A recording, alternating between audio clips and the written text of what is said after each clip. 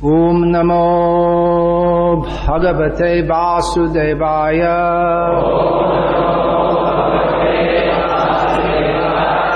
Om Namo Bhagavate Vasudevaya.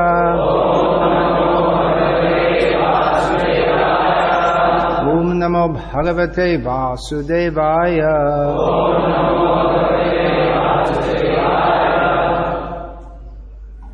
Srimad Bhagavatam, Canto 1, Chapter 2, Text 10.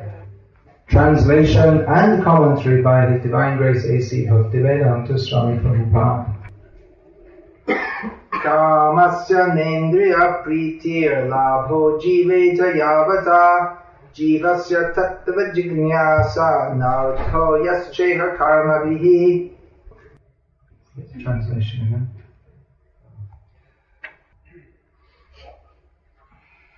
This is what devotees call one of those heavy verses. Heavy means gives I didn't say the commentary, the verse. It appears to be very heavy to us because it clearly points out what are the defects of conditioned life. It's only heavy if we are attached to that which we should not be attached to. For instance, if we say that stool stinks, we don't think that's a very outrageous statement. Or if we say that the sun is shining very brightly, we don't think, oh, that's really heavy. It's simply a statement of fact, that's all. But when the fact impinges upon our desires for sense gratification, then we consider it very heavy.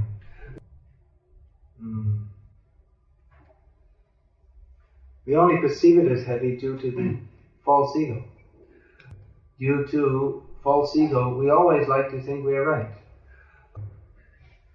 We'll find even a mass murderer in the court, he'll defend his position. He'll think, I'm right.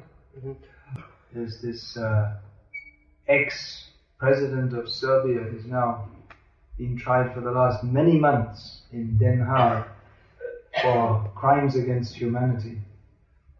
What is his name? Milosevic, Slobodan, something like that. I was just Slobodan. Is it? Okay, I'm the other one. And he's, it's quite clear that he was behind the slaughter of thousands of people. But he's arguing his position and he's convinced. So, Bhagavatam is a clear delineation of reality. Vedyam Vastavam Atra Vastu. This is the actual reality as described in Vedas. And Dharma Projita Kaitava Atra. Cheating religion is completely rejected here. So we would think that's good, isn't it? To find out what is reality, free from all cheating. But because of the conditioned propensity to cheat, we think this is too heavy.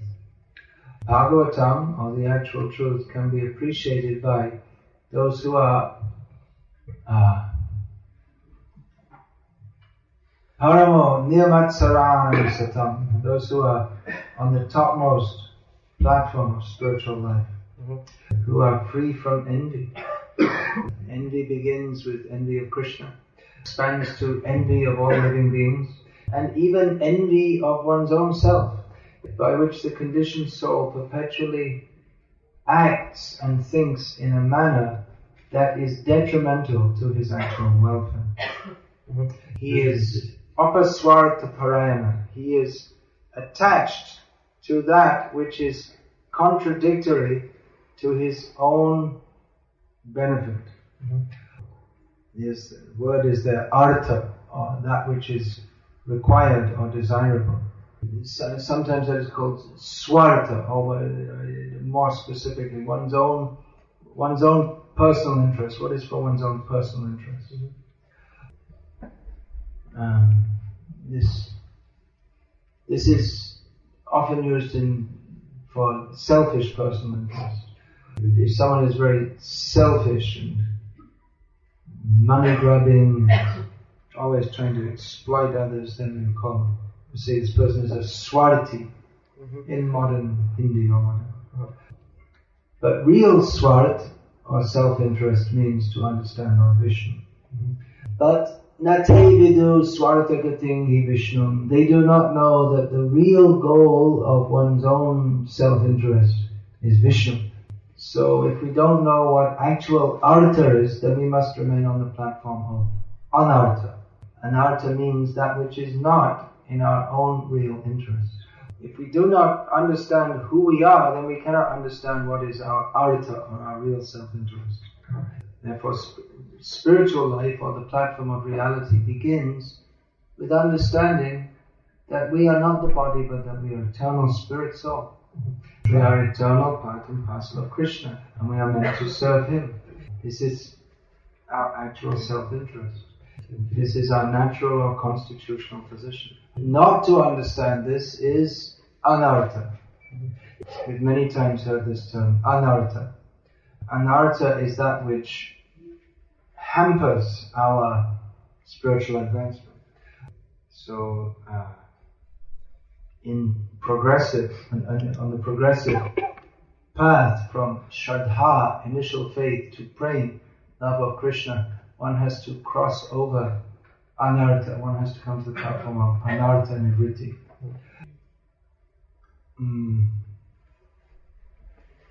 The nature of the living being is to be attached. So if we're not attached to that, if we don't know who we are and we're not attached to serving Krishna, then we become attached to activities which are not for our benefit at all. Sometimes the term anartha, to give it more emphasis, is termed as apaswartha, or that which is opposite to our real self-interest. Opposite or a misconception of what is our real self-interest. So we find that people without knowledge of Krishna consciousness, they are engaged in what we consider to be anartha. Just like we may find if a young man or woman takes to Krishna consciousness, then they will not want to go to the movies, for instance. Is that a big culture, part of the culture here? People go to movies? I don't see so much, but... Is it? Yeah. It is. I don't see. Home video. Alright, home video. Not movies so much. People don't go to the movies, is it? At least you don't see advertisements for cinema. Alright, home movies. So a young person doesn't want to watch home movies all of a sudden because they want to be devoted. Their parents may become concerned. What happened? And they'll try to pressurize them. Why don't you watch some movie? Isn't it? Is this a common scenario? Not sure. Yes, no? Yes. Yeah. Because the young person is thinking, this is anartha. In Nectar of Devotion, Prabhupada writes how people who take to Krishna consciousness, they're not interested in, he gives a whole list, one of them is going to cinemas. But the parents are thinking, this is artha, and not to watch it is an anartha. So they are what is called apaswartha parayana. They are attached to that which is not, which may appear to be in their self-interest, but which isn't. The whole modern society can be described in this term, apaswartha parayana. But here, a completely different outlook is given. And it seems very heavy to us. Because if we accept it, we have to accept that everything that up to now we considered of value is not at all. It's just opposite. We have to admit that everything we considered right is wrong. All the persons we looked up to and idolized, they were wrong. And the bigger a role model they are, the bigger fool they are. I don't know what it is in Russian. So it requires great humility to accept this. And therefore we think very heavy. But from the platform of reality, it's just a statement of fact, that's all. The sun is shining. Oh, it's really heavy. Not heavy, it's just a fact, that's all. So, people who are attached to sense gratification are fools. It's just a fact. So, how much are we attached to sense gratification? How much are we attached to sense gratification? That is the test. That is the nonsensometer. How much are we a fool? The average person's nonsensometer is up to 100 degrees. Full. 100%. And rascal. Because they don't know this simple fact that kamasya nendriya pritihi, the senses, or attachment to sense enjoyment, that is not the proper use of the application of desires. It doesn't make any sense to anyone who has no sense. People think, I have my tongue, I have to put something on it quick. All the time, I have to be drinking tea, coffee, chewing some biscuits, taking some chocolates, smoking some cigarette. In India they have pan also, chewing gum.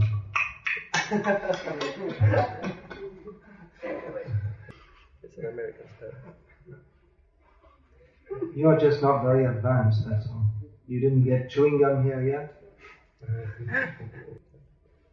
I mean, in Naberezhnye, Chelny, the people don't chew gum? No. 50% of your life is wasted.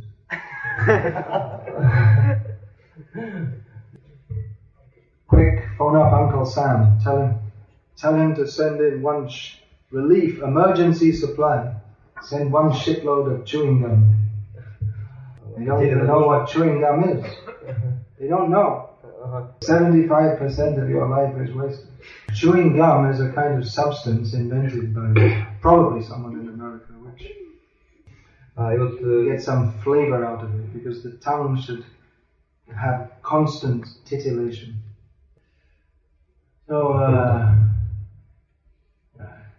tongue, belly, genitals, all the senses, they demand constant gratification. And we think, I just want to enjoy the senses. That's interesting. You must have seen the dog when there's a bitch in heat. Bitch means female dog, and in heat means in the season for mating. So if there's the bitch or the female dog and the male dog, and he's tied up and he's going crazy, all the animals. When one devotee was telling me that they had a cow and she was in season, normally very gentle cow, but they didn't want her to mate with just any bull, so they put her in a compound with a very high wall. And the wall was twice as high as the cow. She jumped over it. Out of desperation, I have to indulge my senses. So for a human being who has no idea of the actual goal of life, he thinks, I have to indulge my senses. But he doesn't know that human life is meant for controlling those desires. If we don't control those desires, then we have to become a cow or a dog and go on being whipped by these desires life after life. But if we can control those desires, then we can start to come to the human platform, which begins atato brahma jignasa. Now we should inquire into the absolute truth. Generally, Prabhupada, he translated this, now we have attained the human form of life, we should inquire into the absolute truth. Very good. But Sripad Madhvacharya, because this is Vedanta, so Vedanta begins after the Karma Kanda section of the Vedas. So he states that this means now we are fed up with the Karma Kanda section of the Vedas. Now we're finished with the Purva Mimamsa, which is concerned with sense gratification. Yeah. Now we'll come to Uttar Mimamsa, which is deliberation on the absolute truth, on the platform of knowledge. Mm-hmm. Because unless the fever of desire for sense gratification goes down, the inquiry to the absolute truth cannot go up. We can practically see in our own lives and in the lives of others who take to Krishna consciousness that when we or others become inclined to sense gratification, then immediately our commitment to Krishna consciousness goes down. Even we've read so many books, but it becomes covered. The knowledge that we have acquired becomes covered by the desire for sense gratification. Jnanamavritya dehinam, that is stated, this karma, material desires, it covers the knowledge of the conditioned soul.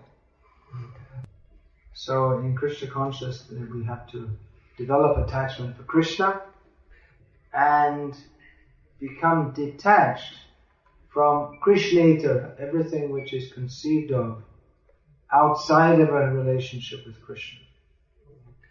In other words, become detached from material desires. Two things cannot sit in one place: material desires and spiritual desires. Without proper knowledge of who Krishna is, then in the factories of our minds we convert Krishna into a product for our sense gratification. We cannot have Krishna on our terms. Surrender means we submit ourselves to Krishna like a sold out animal. A purchased animal is at the mercy of the master. He cannot give terms and conditions. And we have to understand who Krishna is, as he is, on his own terms, as he describes in Bhagavad-gita. Otherwise we can modify Krishna and reshape him according to our sense gratificatory desires. But that is not Krishna. We see, I think many of these Indian movies of Krishna, they've probably been dubbed into with Russian subtitles. Mm-hmm. Is it? You've seen any of those movies?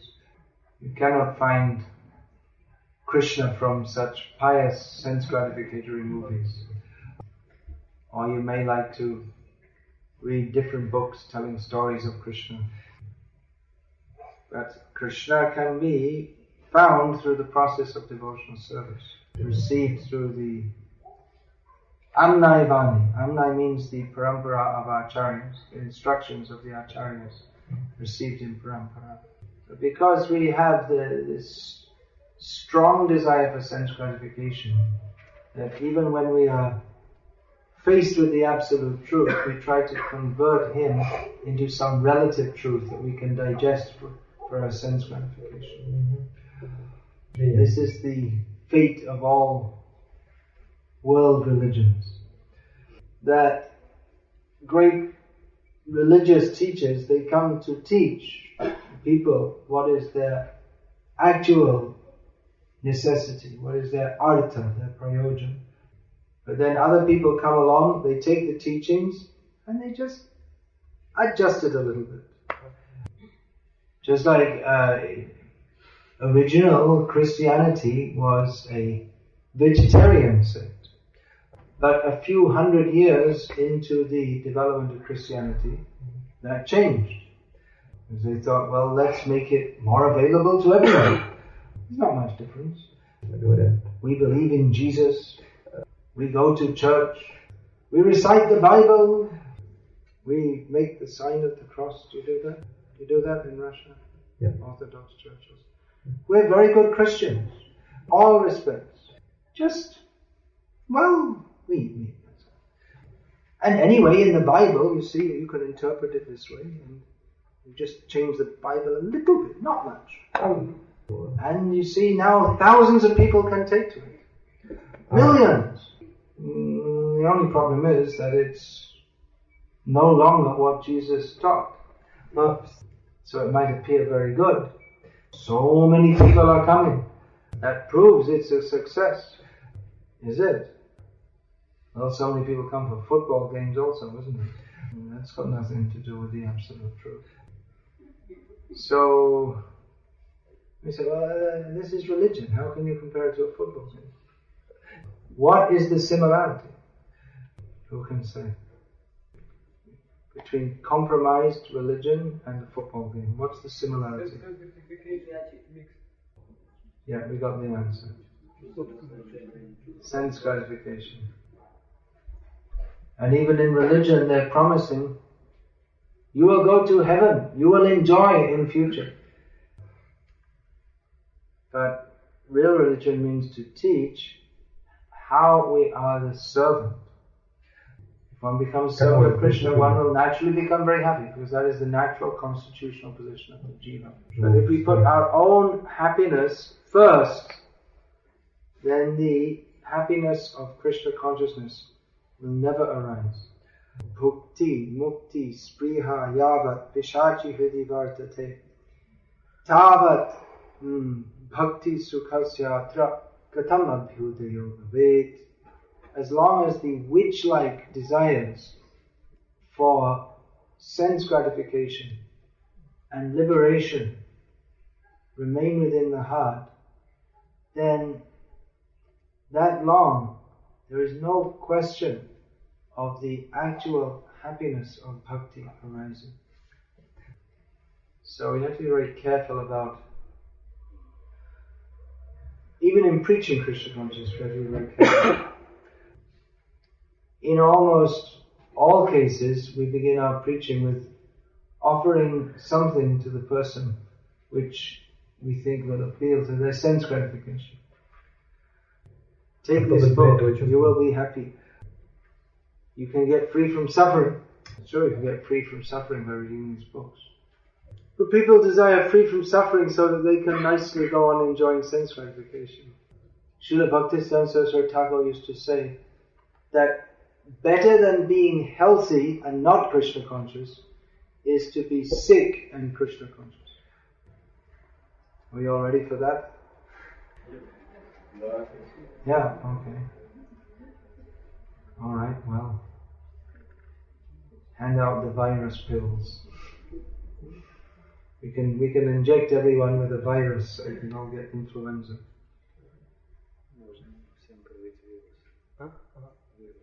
Easy to say.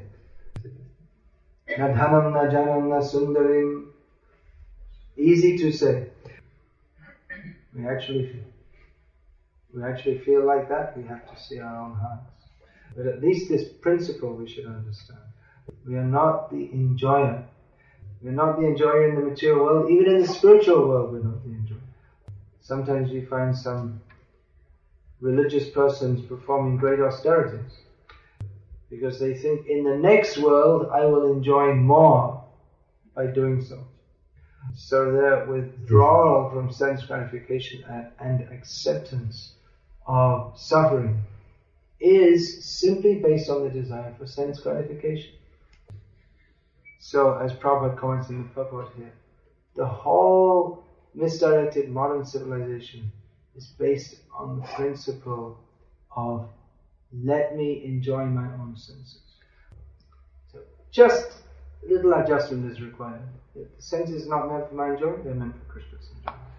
But it's such a revolutionary change that we think, oh, that's too much.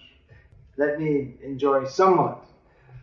Not knowing that this sense gratification is like a poison that destroys Krishna consciousness. So we should always think how to satisfy Krishna senses.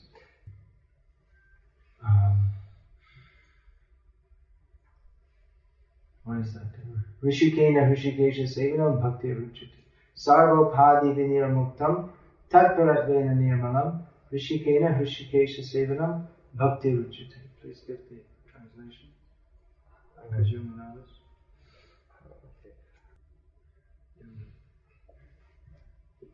Just these verses are very valuable to learn. They're the guiding principles of our lives. Without these guiding principles, we are sure to be lost in the world of sense gratification of Maya. So this change of heart can come about by regularly hearing the Srimad Bhagavatam and applying those directions in our lives. Yehi samsparshaja bhoga duhayonya evate adyantavanta kontayat nateshu ramate buddha. You know this verse? Yeah. Okay, let's get the translation. So let us all internalize all these instructions. Ourselves become attached only to Krishna, and ourselves we should be attached to Krishna and detached from that which is against our real self-interest. And also for the benefit of human society which is totally misdirected, we have to give this knowledge by which our suffering fellow jivas can be delivered. So we have the books, we have 2 hands, 2 legs, 1 arm, and a trunk to hold it all together. So, door to door distributing books, giving people this knowledge. There's one devotee here today, Chaitanya Singh, is from Vladimir. He's every month distributing 300 and something books. Very steady. Door to door. Knocked on every door in the town twice now. In Vladimir has distributed 7,000 books. Lost the sound when it was said. Yeah. Can you say it again? No, overall. 300 and something per month, every month, very steady. And total, after several years, is 7,000.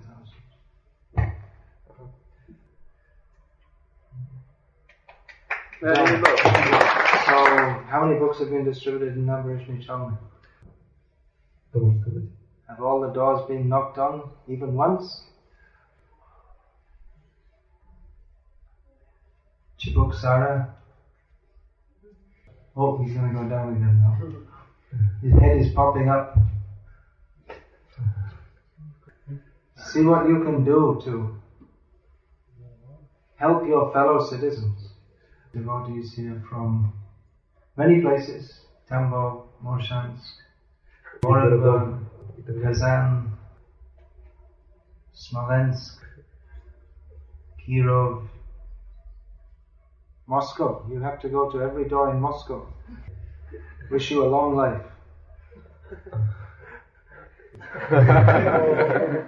Because even if you knock on all the doors, by the time you finish, they'll already build 1 million more homes. We need a whole army for Moscow. Instead of the Red Army, we can have the Saffron Army. But not actually. If we only rely on the brahmacharis, then there's no hope, because brahmacharis, they're always going from the Saffron Army to the White Army. So we have to send out the White Army and the multicolored army, the ladies in saris. Take these books. Where's the Russian version? Yeah. As soon as people see a book like this, they understand this is different to any other book that they ever saw in their life. Isn't it? It's completely different to Tolstoy or Dostoevsky or whatever. Who is that person standing there? And there's some girl with a long dress. I never saw any dress like that before. You open up the book and it's got all these funny squiggles. You start to read it and it has words like,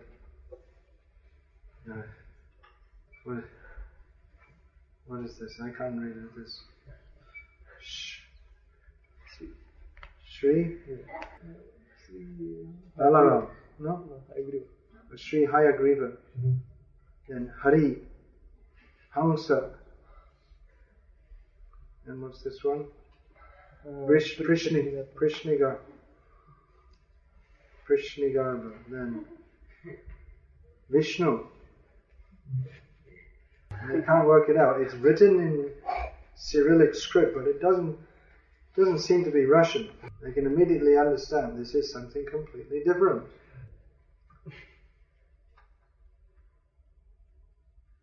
If you go door to door selling something for sense gratification, should be some good chance that you can make some sales. Just like many of our devotees, they sell paintings or prasadam. People like to buy because it tastes nice. And they open up this strange book. It says to give up sense gratification. How are you going to sell such books? You can only do so by the spiritual energy which is coming from Krishna through parampara. If one has the very strong desire to do so, considering that people need these books, then you will be empowered by Krishna to do so. It's practically impossible to sell these books. It's not possible by any material means. Prabhupada, the first books he had printed for distribution in America were Krishna books, big books. Very beautiful, very first-class production, printed in Japan, 10,000 copies. In that time, devotees, they used to distribute this Back to Godhead magazine. They were doing Harinam in the streets, and people would give some donation, they'd give them Back to Godhead. So 10,000 books came, and in each temple, each devotee took one, and in this way, about a few hundred books got distributed to the devotees only, and that was it, finished. And there was no more distribution after that. And devotees had no idea, what are we supposed to do with these books? We just leave them in the basement, that's all. Prabhupada said, you have to distribute these books. And the devotees thought, what's he talking about? How can you distribute these books? People are not interested. Prabhupada became more and more insistent, you have to distribute these books.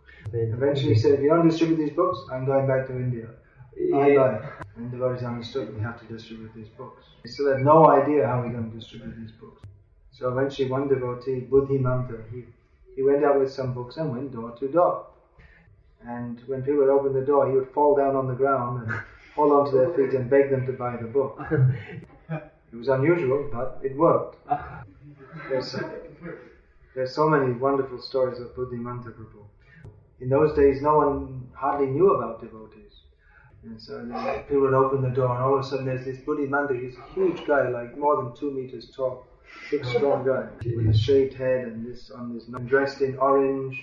They never imagined such a thing before. So there's stories that he knocked on one door, and the woman opened it and screamed and called for her husband. Quick, bring the gun! Said, no, I just want to give you this book, that's all. What for? He said, well, I'm a monk and this is about Krishna, the Supreme Personality. He said, oh, it's okay, no problem. How much? $10? Okay. So many wonderful stories. Who was that telling that? Actually, you can tell. You tell. You devotees, you're distributing books. Come on, tell us some of your experiences. So many wonderful things are happening.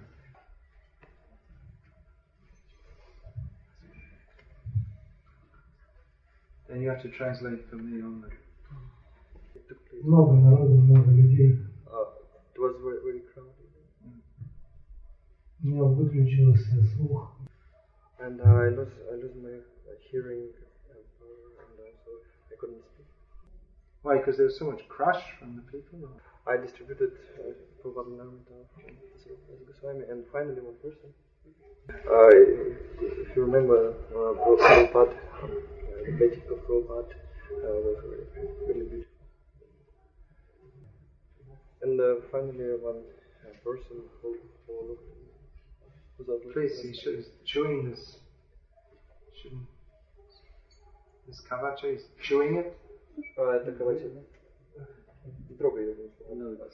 Не надо жевать. Prasad is Прасад. 10 minutes. 10 минут. Please be a little patient. Finally, the person, he took one book and he looks like he was looking like an intelligent person.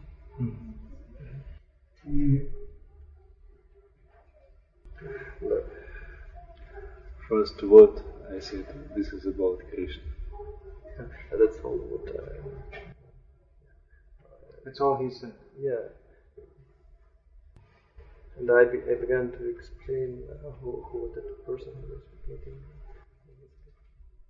And I told him that this is a founder of Hare Krishna movement, and just after that, he gave me some donations, and he didn't say anything. Jai. He was very much tired. Yeah. There's so many stories. I remember reading one devotee she was distributing in a parking lot in America, place where people park their cars. So one man, he took a book, gave a donation, he walked another 10 meters to his car and fell down dead with a heart attack. So that's good. The last thing he did in his life was buy one of Prabhupada's books. What's this question? Guru Maharaja. That I can read. Dear Maharaj, also distributing books of Srila Prabhupada. Please, can you tell about this? Can you tell us about something about this? My distribution? Maybe. Well, nowadays I mostly do it by announcement. Oh yeah, read the question. Nowadays I mostly do it by announcement, that we have a program, give a lecture, and then people buy books. Recently, at the last day of our festival in Croatia, they brought so many of Prabhupada's books and they were still not sold.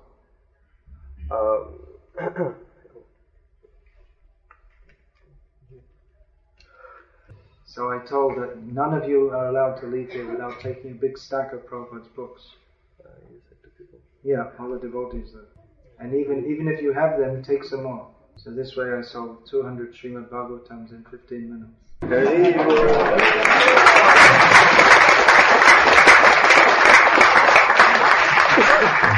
And Manida Prabhu, who's distributed hundreds and thousands of books, he was sitting next to me.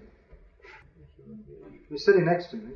And he said only a sannyasi can do that.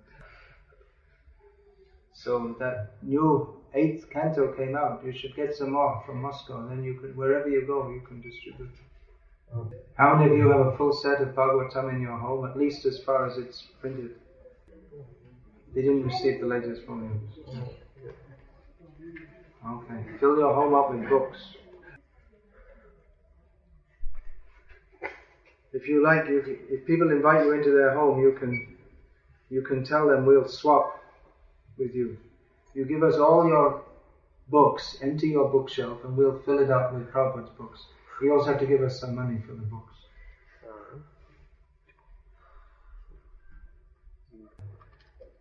Several times I went in people's homes in India and confiscated all their bogus books.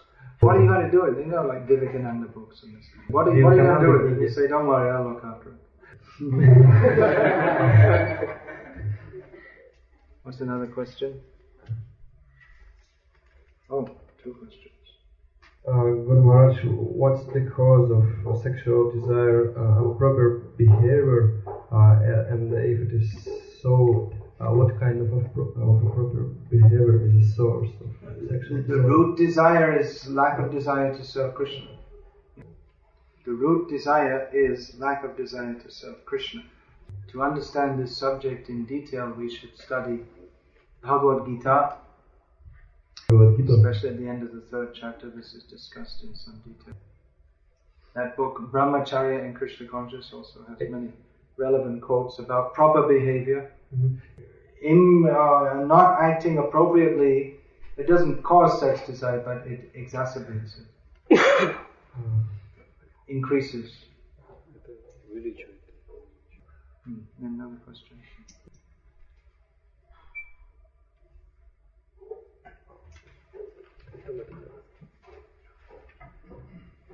Okay, you can prepare this one. Say with your right hand. Right hand, right hand. Right. You never heard this before? It's input this is your right hand. Yeah, what does he say? Please explain how we can combine duty and relationship. Duty and the relationship of love in the family. How we can balance.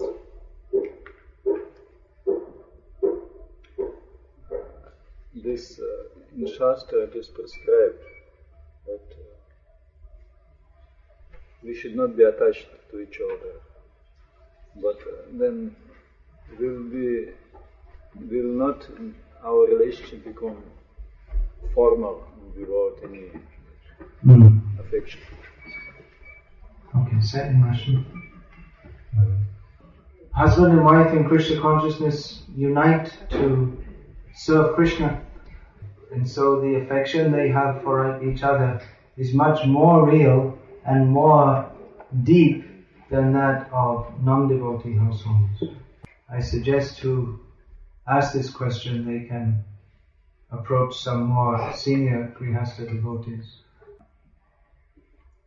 Especially, usually every year Gauri here gives some seminar on this subject. I don't know if there's any time for seminar now, but you can approach her individually.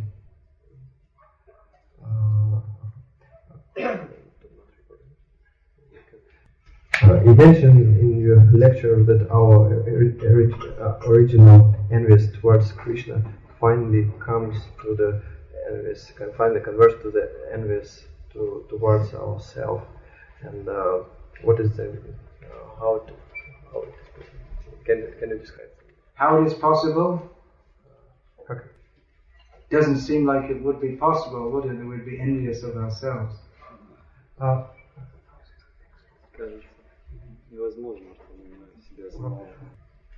actually it should be more surprising that we're envious of Krishna, because Krishna should be more dear to us than our very selves. It is inconceivably foolish misuse of independence. But that people are envious of themselves is apparent in their activities. Nunam pramatah kurute vikarma yad indriya pritiya apinoti nasadu manyayat atmanoyam asannapi kleshada asadeha. You know this verse? No. You know? Like to give the translation? Who can give the translation? You hear? Did everyone hear? So, everyone is performing activities which causes them to suffer in future. Hare Krishna. All glories